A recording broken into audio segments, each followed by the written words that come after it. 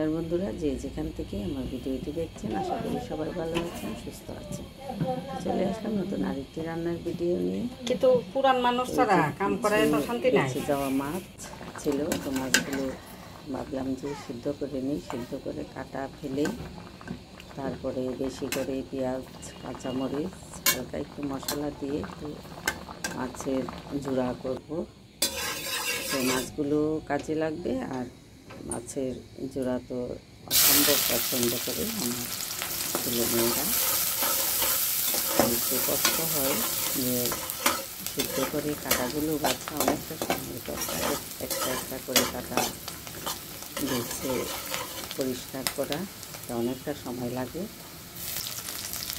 আর রান্না করবো আজকে তেমন কিছু না, ওই যে মাছের জোড়াটা করবো আর কিছু সবজি ছিল, ওই সবজি দিয়ে একটু শুক্তো তরকারি রান্না করবো, যেটা আমরা আঞ্চলিকভাবে সবসময় খাই। একটু ঝোল ঝোল থাকবে তরকারিটা, ওই ঝোলটা রান্না করবো।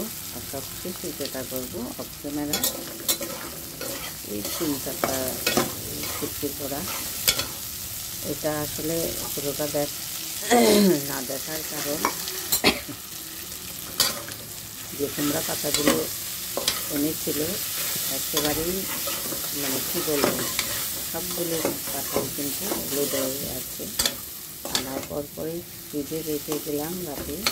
সকালবেলা রান্নার আগে বের করলাম, করে দেখি একেবারে সবগুলো কিন্তু হলুদ হয়ে গেছে। কোনোভাবেই গাছগুলো হবে না। তো ছেলে তো খুব পছন্দ কুমড়া পাতার করা, মেয়েরও পছন্দ। তো অনেক কষ্ট করে এই 5-6টা পাতা, তাও খুব একটা ভালো না, তো না রাখার মতো। তো ভাবলাম যে ওরা যেহেতু পাতাগুলো রেখেছে, তো ভাববে যে হয়তো বড়া হবে। ওই 4টা না 5টা বড়া খুব কষ্ট করে করেছি। কিন্তু ওই যে পাতা তো আসলে এখন এত কচি পাতা পাওয়াও যায় না, যেহেতু কুমড়োর দিন আস্তে আস্তে শেষ হয়ে আসছে। এখন পাতাগুলো কেমন জানি একটু মোটা মোটা, তারপরে একদিন রাখলেই এটা হলুদ হয়ে যায়। তো কোনো রকম এই 3-4টা বড়া করে দিলাম। তাও অফ ক্যামেরায় করেছি, কারণ এটা একেবারেই নাজেহাল অবস্থা। এটা করতে গিয়ে যদি ভিডিও করি বা দেখাই, ভিডিও তো হবেই না, ওই অযথা আমার একটু কষ্ট হবে, এই জন্য আর দেখালাম না। অফ ক্যামেরায় কিন্তু এই শুকিয়ে বড়াগুলো করে নিলাম। সেক্ষেত্রে কিন্তু এতটা ভালো লাগেনি।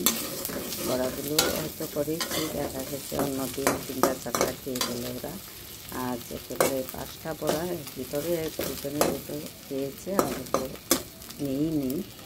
আমার ভালোই লাগছিল না পাতাগুলো দেখে। আর এখানে দেখেন তেল দেওয়ার আগেই কিন্তু রসুন দিয়ে ফেলছি। মানে এই যে রান্না করে আসলে কী আর বলবো, যে কোনটা আগে কী দিতে হয়, কোনটার পরে কী দিতে হয়, সময় এসে ওটাও ভুলে যায়। তো অনেক সময় কী হয় যে ডাল বসিয়ে যে ডালে লবণ দিব, কয়েকদিন এরকম হয়েছে যে লবণের জায়গায় এই চা পাতার যে পট ওটা নিয়ে আসছি, তুলেছি, তারপর আবার দিব, এরকম সময় মনে হয় যে কী দিচ্ছি আমি ডাল। এই যে লবণের জায়গায় চা পাতা, তারপরে চিনি, এগুলো নিয়ে আসি।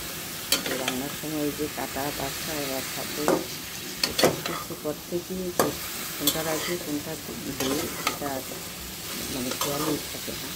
তো আর কিন্তু এই কড়াইয়ে তেল না দিয়েই কিন্তু আগে রসুন দিয়ে ফেলছি শুক্তো তরকারির জন্য, পরে আমি তেলটা দিয়েছি।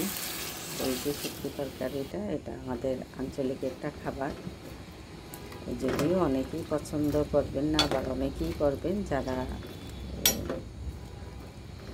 এই যে ঢাকার বাইরে যারা আছেন, অনেকেই পছন্দ করে এই তরকারিটা। যদিও দেখতে অসুন্দর, মানে ঝোল ঝোল, কিন্তু খেতে তো কী বলবো, একেবারে মানে যাদের খাবারে এতটা রুচি নেই, ওই তরকারিটা খেলে তো একেবারে গরম ভাতের সাথে এই শুক্তো তরকারিটা। আর এটার মধ্যে আমি অনেক কিছুই দিই, যে এই ডাঁটা, লাউ, কচুর মুখি, তারপরে এই চিচিঙ্গা, এই যা টুকটাক থাকে অবশিষ্ট এগুলো রেখে দিই এই তরকারিটার জন্য।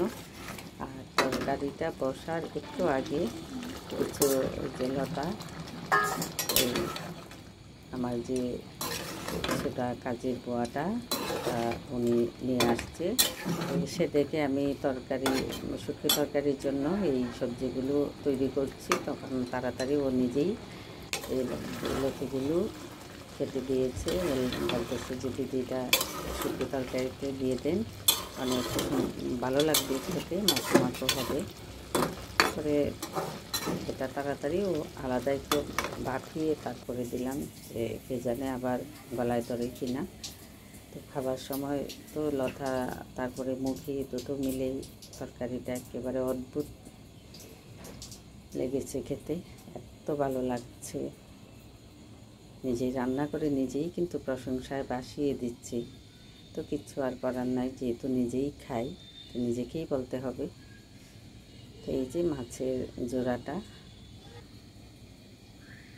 আর সবশেষে যে কয়েকটা বড়া, তো বড়াগুলো তো একেবারে ইতিহাস হয়ে আছে আজ এরকম অবস্থা। তো আজ এই পর্যন্তই, ভালো থাকবেন, সুস্থ থাকবেন, আমার পাশে থাকবেন।